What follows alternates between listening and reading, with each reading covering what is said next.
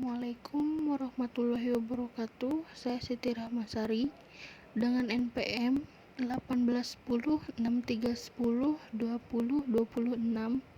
kelas organisasi kultur 7D ingin mempresentasikan materi yang berjudul perubahan organisasi.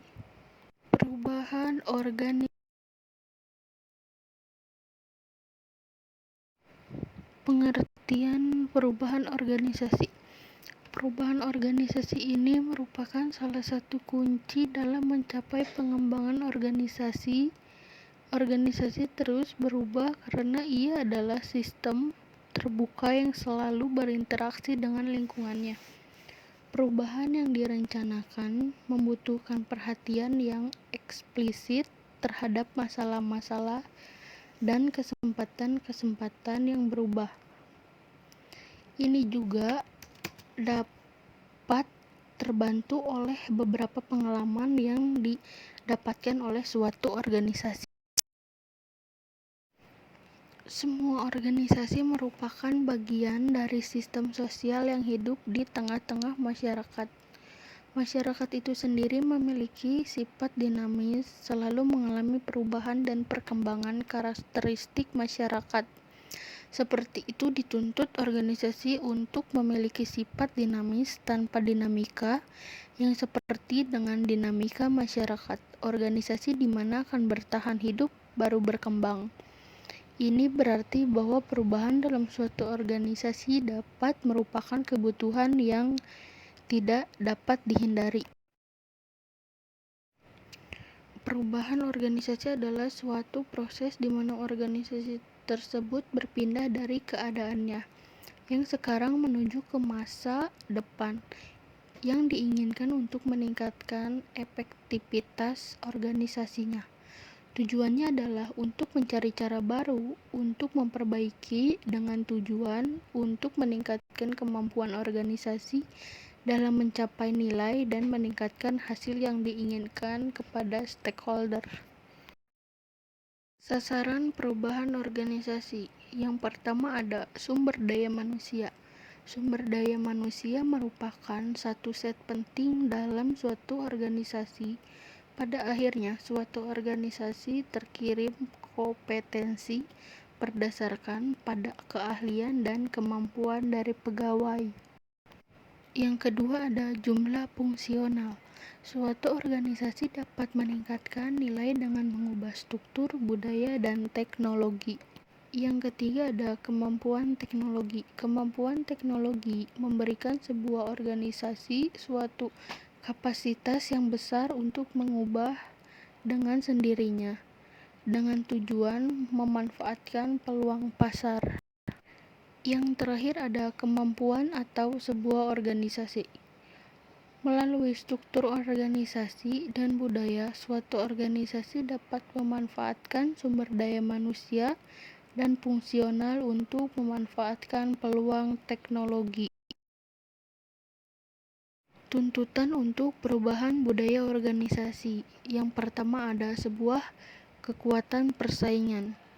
Setiap organisasi sedang berusaha keras untuk mencapai keuntungan dari persaingan menjadi pemicu untuk melakukan perubahan, karena apabila organisasi tersebut tidak dapat melebihi persaingannya dalam efisien, kualitas atau kemampuan yang dilakukan inovasi pada produk dan jasa, maka organisasi tersebut tidak akan bertahan. Yang kedua ada kekuatan demografi dan sosial. Perubahan dalam karakteristik demografi dari kekuatan pekerja paksa para manajer untuk mengubah gaya mereka dalam mengatur karyawan dan belajar bagaimana cara memahami, mengawasi, dan memotivasi dengan setiap anggota yang berbeda secara efektif. Yang terakhir ada kekuatan etika. Sama pentingnya bagi suatu organisasi dalam mengambil tindakan untuk berubah sebagai tanggapan atas seperti dalam perubahan demografi dan sosial untuk ke arah perilaku perusahaan yang lebih kejujuran, dan bertanggung jawab. Strategi pelaksanaan perubahan. Implementasi bagian yang terpenting dari proses perubahan dan juga merupakan hal yang sulit untuk dilakukan. Perubahan seringkali dirasakan mengganggu dan tidak nyaman untuk para manajer, begitu juga dengan para karyawan.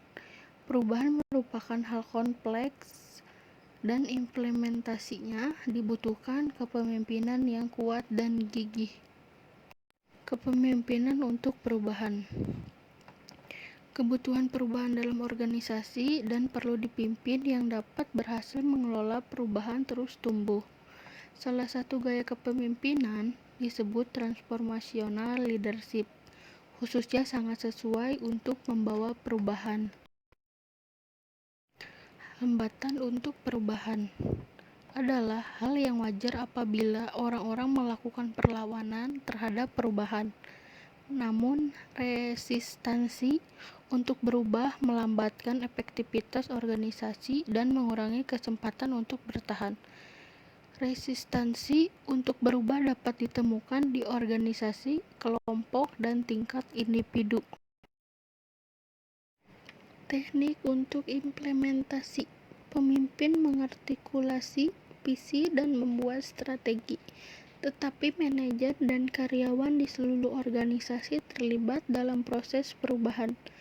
Beberapa teknik dapat digunakan untuk mensukseskan implementasi perubahan. Salah satunya adalah dalam perubahan skala besar yang terdiri dari beberapa langkah seperti yang pertama, membangun rasa urgensi. Yang kedua, menciptakan tim pemandu. Yang ketiga, merumuskan visi dan strategi. Yang keempat, mengkomunikasikan visi perubahan. Yang kelima, memberdayakan tindakan menyeluruh. Yang keenam, menghasilkan kemenangan jangka pendek. Yang ketujuh, mengkonsolidasikan hasil dan mendorong perubahan yang lebih besar. Yang terakhir, menambahkan pendekatan baru dan budaya. Dimensi dari desain organisasi. Dimensi organisasi terdiri dari dua tipe, yaitu struktural dan kontekstual. Dimensi struktural menyediakan label untuk menjelaskan karakteristik internal dari suatu organisasi. Dimensi kontekstual menggambarkan keseluruhan organisasi, termasuk ukuran, teknologi, lingkungan, dan tujuan. Kesiapan untuk perubahan organisasi.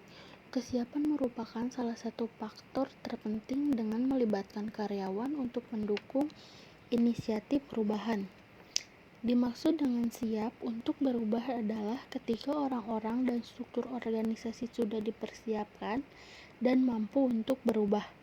Kesiapan organisasi untuk merubah menurut Lehman 2005 antara lain dapat dideteksi dari beberapa variabel seperti variabel motivasional, ketersediaan sumber daya, dan nilai-nilai sikap positif yang dikembangkan oleh para karyawan, serta iklim organisasi yang mendukung perubahan.